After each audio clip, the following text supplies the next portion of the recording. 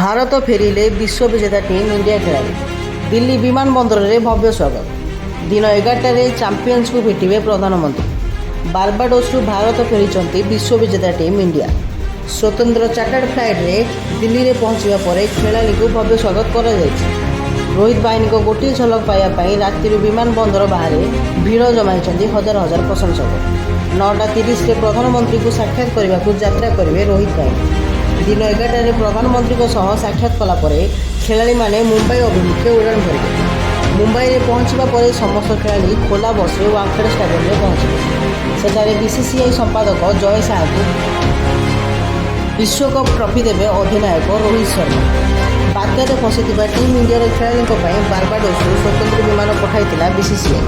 ଏହି ବିମାନରେ ଖେଳାଳିଙ୍କ ସହ ସହଯୋଗୀ ଷ୍ଟାଫ୍, ଖେଳାଳିଙ୍କ ପରିବାର ସଦସ୍ୟ, ବିସିସିଆଇର କିଛି ସଦସ୍ୟ, ଭାରତୀୟ ଗଣମାଧ୍ୟମର କିଛି ସଦସ୍ୟ ଭାରତ ଫେରିଛନ୍ତି। ଚଳିତ ଟି-20 ବିଶ୍ୱକପ୍ରେ ଦକ୍ଷିଣ ଆଫ୍ରିକାକୁ ମାତ୍ ଦେଇ ଚାମ୍ପିୟନ୍ ହୋଇଛି ଟିମ୍ ଇଣ୍ଡିଆ।